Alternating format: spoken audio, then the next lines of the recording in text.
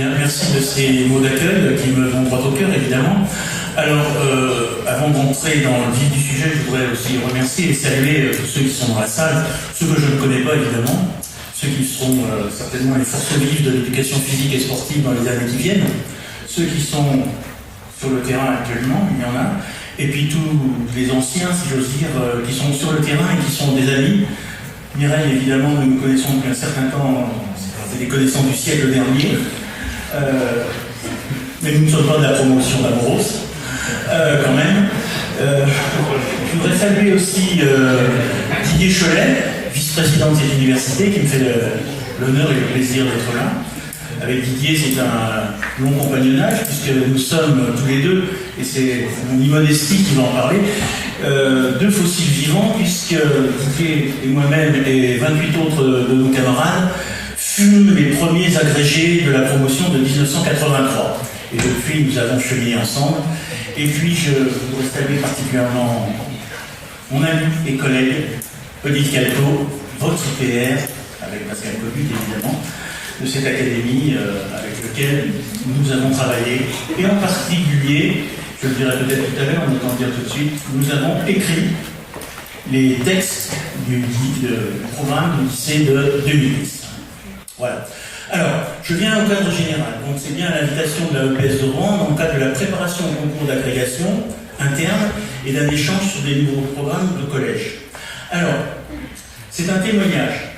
Je voudrais tout de suite mettre cette précaution oratoire parce que je n'ai pas la prétention de vous faire un cours ex cathedra sur la matrice. Je ne suis pas un spécialiste des sciences de l'éducation. Donc, c'est un témoignage de l'intérieur avec toute ma subjectivité que je vais assumer. Subjectivité parce que, comme vous comprenez, je suis à la fois, j'allais dire, concepteur, juge, partie et spectateur de ce qu'est devenue cette matrice disciplinaire telle que nous l'avons imaginée en 2008, enfin avant 2008, et qui jusqu'au jour d'aujourd'hui, qui est pas une belle expression, j'en conviens, doit, comment dirais-je, piloter les activités professionnelles de tous les enseignants d'éducation physique et sportive du second degré.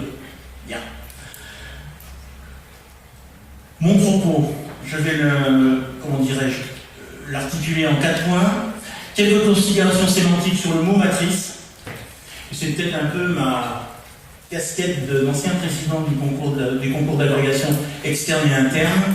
Je vais le prendre parce que, ayant piloté un certain nombre de réunions d'harmonisation et de préparation du jury, je pense qu'il est important de vous donner comme conseil, je pense à ceux, évidemment, qui vont préparer des concours, et pas seulement l'agrégation interne, il me semble, ou externe, mais aussi le CAPES, d'avoir une réflexion sur les mots que vous rencontrez dans les sujets de l'écrit 1 ou de l'écrit 2. Je pense que c'est important, en tout cas, c'est un conseil, je dois me substituer à vos formateurs, c'est un conseil que je vous donne. Ensuite, une deuxième partie, c'est l'apparition du mot et ou du concept matrice disciplinaire dans le programme d'agrégation d'EPS. Pourquoi ça arrive en 2015 ? Ça, c'est une question qu'il faut se poser. Et qu'il faut se poser d'ailleurs pour tous les items des programmes d'écrit de vos concours. Ne les prenez pas tels quels. Demandez-vous pourquoi, à ce moment-là, il y a telle ou telle chose. À partir du moment où on se pose cette question du pourquoi, on commence à avoir des réponses, et en particulier, si vous êtes aidé, je sais que vous l'êtes, par vos formateurs. Il y a un aspect stratégique, à mon avis, d'observer comment se constitue un programme de concours. Ensuite, je ferai un bref aperçu historique sur ce mot matrice, laissant le reste aux savants et aux chercheurs et aux enseignants des STAPS, bien évidemment, et de l'ESP. Ensuite, et ce sera le gros de mon propos, je vous dirai de mon point de vue ce que j'entends comme matrice disciplinaire et qu'est-ce qu'elle est dans les programmes de 2008, 2009, 2010. Et ensuite, nous ouvrirons une discussion en espérant d'avoir le temps pour le faire. Donc je vais peut-être aller un peu vite. Alors, à propos du mot matrice. Alors c'est du latin matrix, ce n'est pas le film, comme chacun sait. C'est dérivé de mater, la mère. Ça a de nombreux champs d'usage, donc vous le savez, en typographie, en sciences et techniques, en mathématiques, en anatomie, en gynécologie, en administration fiscale, en linguistique, etc. Et quand on regarde les dictionnaires, c'est vraiment dommage que vous n'ayez pas parfois des dictionnaires dans des épreuves écrites, on s'aperçoit que globalement, que ce soit le Littré, le Larousse, le Petit Robert, ainsi de suite, ils sont à peu près d'accord pour dire qu'une matrice, c'est à l'origine, c'est l'endroit à l'origine du premier bout, du premier creuset. C'est le milieu dans lequel un objet se produit et connaît son premier développement. Alors, un objet ou un sujet, quand on pense au bébé, évidemment. Bon. Donc c'est bien cette idée-là. Et à cette matrice, si vous voulez, j'allais dire institutionnelle, moi je vais vous parler du côté institutionnel, celle de l'EPS, celle des textes, de mon point de vue d'ancien inspecteur général de l'éducation nationale, on voit très bien qu'il y a peut-être aussi des matrices, une fois que cet objet sort de nos textes, il y a peut-être non pas autant de matrices que d'enseignants, mais il faut quand même avoir tout de suite cette idée que la matrice officielle ou institutionnelle, lorsqu'elle va ensuite peupler et donner, j'allais dire, les germes de l'EPS, va subir certainement des modifications, voire des transformations, voire à la limite parfois des transgressions. Mais après tout, pourquoi pas. Alors, je m'arrête un petit peu là-dessus parce que je pense que le travail sur le mot, lorsque vous êtes devant un problème, devant un sujet, je crois que c'est très très important. Il faut le triturer. Il faut trouver, je pense, l'étymologie. Bon, là on l'a. Il faut trouver aussi, il faut se poser la question de savoir dans quel champ, hors de l'EPS, voire des sciences de l'éducation, il est utilisé. Souvent, ça donne des idées, ça donne des hypothèses, ça donne des problématiques. Et je pense que triturer le mot, ce n'est pas perdre du temps. Moi, je vous invite à le faire, que ce soit le mot matrice, le mot compétence, le mot performance, le mot niveau, ainsi de suite. Je pense que c'est un passage obligé. Et là, je parle aussi sous le contrôle de certains collègues ici qui ont corrigé des copies de CAPES ou d'Adrel. Très souvent, trop souvent, il y a des candidats qui partent qui ne lisent pas tout, ou qui lisent d'une façon, j'allais dire, assez fermée les mots-clés, qui mettent derrière une définition qui est bonne pour autant, mais qui ensuite n'ont plus la malléabilité ou la plasticité pour se dire est-ce que l'option que j'ai prise dès le départ m'amène à ce que je veux sur les bonnes problématiques. Donc moi c'est le conseil que je vous donne. Le conseil de triturer le mot et vos ménages. Ce n'est pas perdre le temps. Bien. Alors, le mot matrice, pour revenir à lui-même, c'est un mot, lorsque vous faites tourner les moteurs de recherche, qui est utilisé dans de nombreux champs d'usage, dont le PS, dans les sciences de l'éducation, et encore que nous, dans les disciplines relevant de l'éducation dite nationale, nous sommes une des rares disciplines à utiliser le mot matrice. Même si dans tous les programmes des autres disciplines, on voit implicitement aussi des matrices, évidemment, ou une matrice, alors que nous, je ne sais pas si c'est un complexe, une fierté ou quelque chose, ou au contraire un complexe d'intellectualisation, nous utilisons le mot matrice. Il est écrit dans ce cas. Nombreux champs d'usage, mais c'est un mot qui est peu utilisé en quantité. Alors que, par exemple, le mot compétence a beaucoup de champs d'usage et est beaucoup utilisé en quantité et en occurrence. Voilà. Bien, deuxième question. L'apparition du terme et du concept de matrice dans un programme d'agrégation d'EPS. Pourquoi seulement maintenant? Pourquoi dans les items de l'écrit 2 et pas dans ceux de l'écrit 1? On peut se poser la question. De quelles préoccupations pourrait-elle être le signe? À quelles problématiques, à quelles questions vive renvoie-t-elle? Et quelles controverses et quelles discussions génère-t-elle? Alors, pourquoi maintenant? Alors, le mot matrice, je reviendrai tout à l'heure, en ce qui concerne, on va dire, l'enseignement, il apparaît en 1992 dans un texte de Develay, qui lui-même, de Michel Develay, qui lui-même s'est inspiré d'un texte de Thomas Kuhn, qui était, lui, plutôt un historien et un épistémologue de l'histoire et du développement des sciences. Bien. Il apparaît, disons, sur le radar des textes sciences de l'éducation pour faire en 1992. Nous, on attend quasiment, vous voyez, 2009, et non pas 2008, en 2009, dans un texte sur l'éducation physique et sportive le programme de la voie professionnelle, nous utilisons le mot matrice. Il n'est pas utilisé dans le programme de 2008 pour les collèges. S'il n'est pas utilisé, mais il y a implicitement, puisqu'il y a les mêmes ingrédients, et ça n'a échappé à personne, c'est que cette matrice, elle est exactement la même, avec des déclinaisons spécifiques évidemment, que ce soit en collège, dans la voie pro et en lycée. Bon. Donc on attend nous 2009 pour dire c'est une matrice. Pour autant, il y en a d'autres qui avaient discuté avant, et je me permets de rappeler que dans la commission verticale à laquelle je faisais partie, qui s'est tenue de 83-4 à 86, me semble-t-il, qui était présidée par René Brun, on parlait implicitement déjà d'une matrice. C'était un de nos sujets. D'ailleurs, je vous renvoie et je ne peux que vous conseiller la lecture du texte du livre, enfin de l'ouvrage d'Alain Brun, Réflexion et perspectives.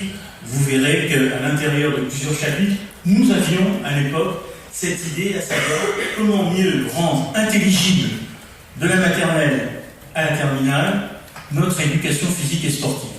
On parlait de l'ossature, on parlait d'une trame, mais quelque part, on parlait déjà de la matrice. Bien. Alors, donc, on en parle depuis pas longtemps explicitement, mais c'est un sujet qui nous occupe depuis un certain temps. Bien.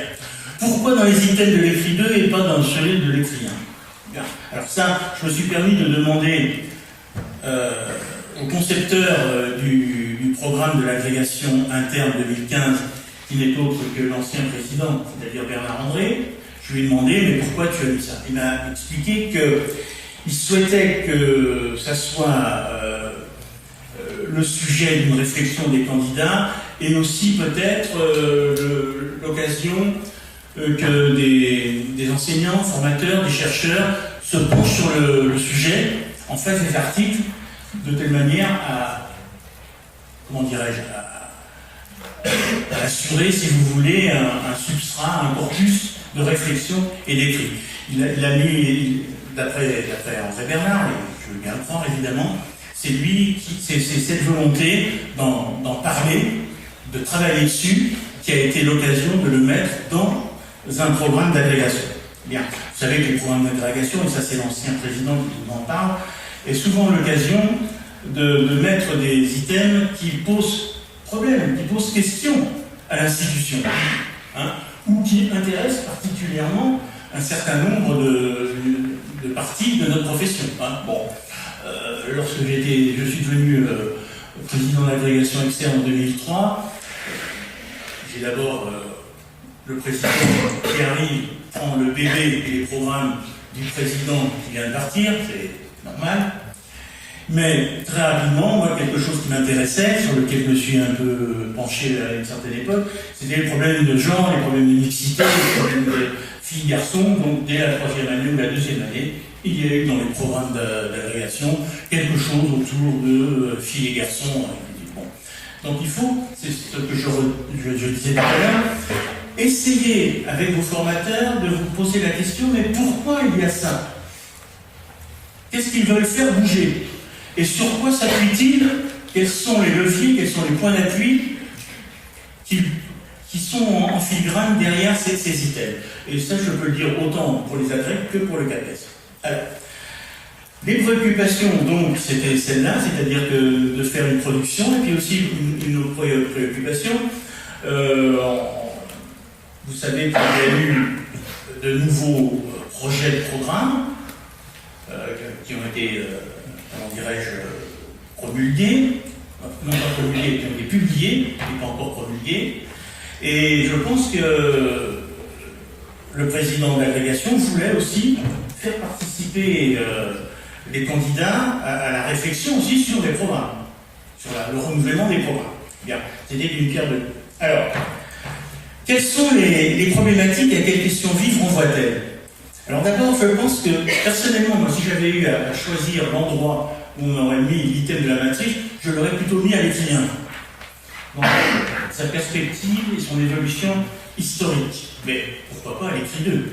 Il puisque toute situation actuelle d'enseignement d'éducation physique dans les, dans les établissements du premier degré, du second degré, peuvent être vues à l'aune ou au filtre ou au scanner de la matrice actuelle. Bien.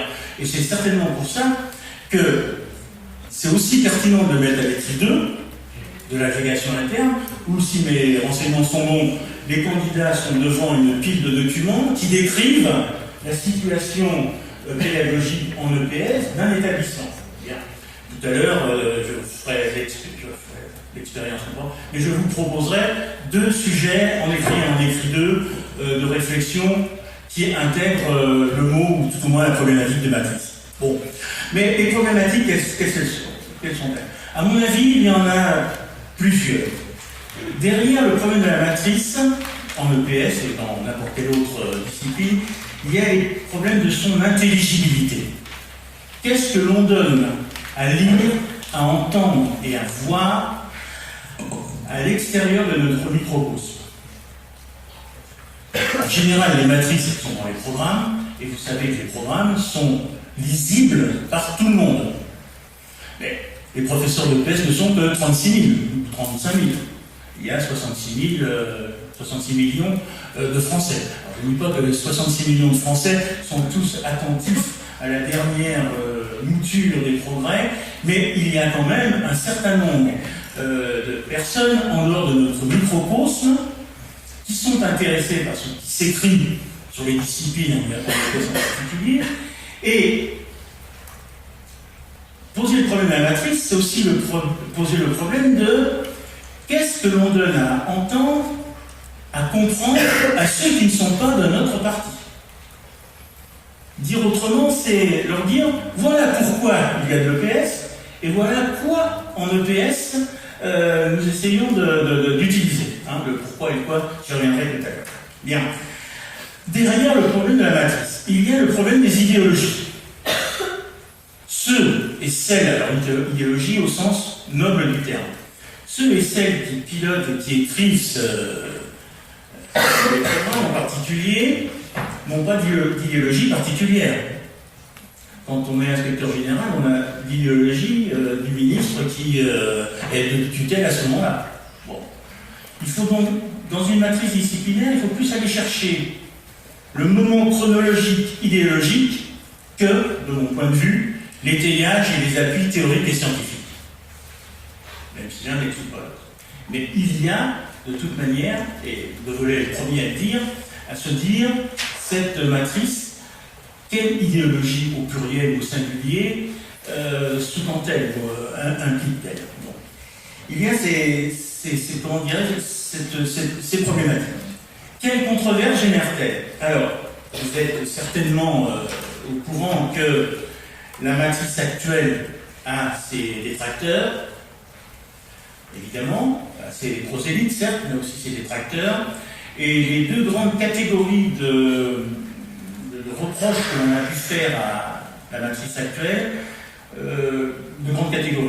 La première, c'est de dire non, ce n'est pas une matrice, parce que De Velay, justement, a défini la matrice comme étant autre chose que ce que vous dites est une matrice. Bon. Et la deuxième série de reproches, elle est plutôt de dire, certes, c'est une matrice, mais c'est pas la bonne, c'est pas le bon logiciel. En tout cas, c'est pas celle que je voudrais voir avec mon idéologie. Donc là, il y a eu, vous le savez bien, et il y a encore, et ça a été d'ailleurs un sous-bassement, un sous-jacent à l'écriture des nouveaux programmes, une remise en question de la matrice actuelle.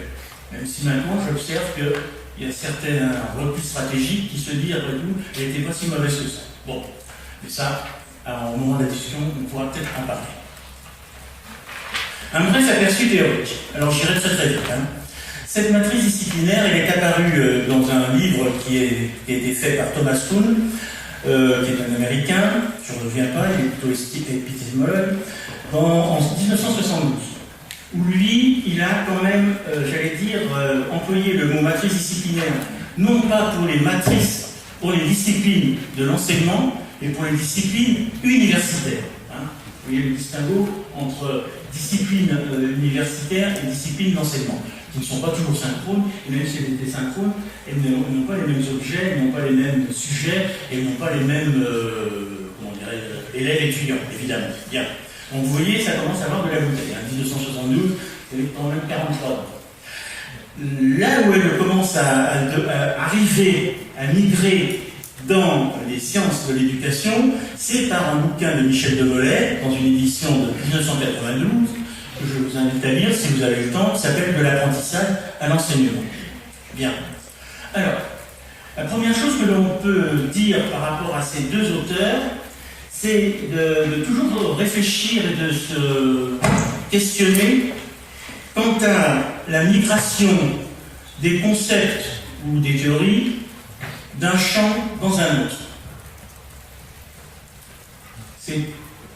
On voit bien, si vous voulez, que dans l'idée de ceux qui ont critiqué cette matrice-là, certains oublient, de mon point de vue, de se rendre compte, de connaître, de prendre en compte que le mot matrice disciplinaire est d'abord parti de l'université pour les disciplines universitaires. Et qu'ensuite, elle a migré dans un secteur qu'on peut appeler les sciences de l'éducation. Et qu'ensuite, les disciplines s'en sont emparées plus ou moins. Donc vous voyez, et sur des temps assez éloignés quand même. Vous voyez, Kuhn 72 et Michel Devolay 1982. Donc il faut faire attention à ça. Et sur ces problématiques de la migration d'objets ou de théories extérieures à l'éducation physique, et qu'ensuite nous intégrons en éducation physique, je vous invite à lire un compte-rendu d'un bistro-pédagogie organisé par la AEPS, par la régionale de l'Île-de-France, où Carole Serre, que vous connaissez certainement tous, fait une intervention sur ce sujet. Et je pense qu'elle dit des choses très très éclairantes. Elle montre bien les limites, les enjeux et parfois les dangers de prendre pour, argent comptant, un concept, un modèle qui n'a pas été au départ pondu pour organiser, expliquer, justifier, éclairer la pratique quotidienne des enseignants d'éducation physique et a fortiori les textes qui les, entre guillemets, pilotent, qui les gèrent. Voilà. Alors, pour Michel Devolay, une discipline scolaire peut être définie par des objets, des tâches, des savoirs déclaratifs, des savoirs procéduraux, et par une matrice disciplinaire, qui la constitue en tant qu'unité épistémologique, c'est en voie là, intégrant les 4 éléments précédents et lui donnant sa cohérence. Vous voyez, ces 4 éléments, forment, pas tout, mais une grande partie de la matrice disciplinaire. Alors là aussi, il faut lire ça en 1992. Essayer de se dire, est-ce qu'on peut encore, en 2015, faire rentrer nos concepts, nos pratiques, notre vocabulaire dans ce que Michel Devolay appelle les objets, les tâches, les savoirs déclaratifs, les savoirs procéduraux. Ceci pour vous dire que une interrogation sur le mot matrice et sur le concept matrice en éducation physique, elle doit s'armer, s'équiper de non pas ce doute, mais au moins de se dire que ce qui était dit à une certaine époque, avec un certain vocabulaire, n'est peut-être pas tout à fait synchrone et actuel avec ce que nous, actuellement, nous essayons de décrire comme étant la matrice de l'éducation physique et sportive. Et c'est pour ça, si vous voulez, que personnellement, je rejette d'une certaine façon le reproche qui nous a été fait de dire oui, mais vous appelez une matrice, ce n'est pas ce que Michel Devolay dit comme étant une matrice. J'ai un grand respect pour Michel Devolay, bien évidemment, mais après tout, nous n'avons pas été en référence et ni en référence avec ce qui a été dit à un moment donné par quelqu'un qui n'a pas spécialement réfléchi sur ce qu'était la matrice disciplinaire en EPS. Vous voyez, ce n'est pas un doute, mais c'est pas un doute. Si c'est un doute, mais en tout cas, ce sont des précautions à prendre. C'est ce que je disais tout à l'heure.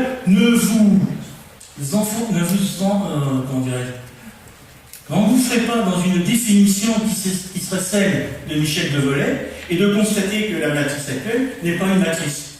Parce que ce que l'on fait actuellement ne rentre pas dedans. Hein, bon. Alors, qu'est-ce qu'il dit d'autre, notre ami Develay? Là, j'ai pris, à mon avis, ce qui est le minimum pour avoir une base théorique sur cet aspect-là. À la suite de Thomas Kuhn, donc il rend bien à César ce qui appartient à César, nous nommerons matrice disciplinaire le principe d'intelligibilité, je l'ai dit tout à l'heure, d'une discipline donnée, ce que certains nomment cadre de référence. Le sens métaphorique de matrice non commun de l'utérus renvoie à l'image du moule, du creuset, qui constituerait le fondement de la discipline, son essence.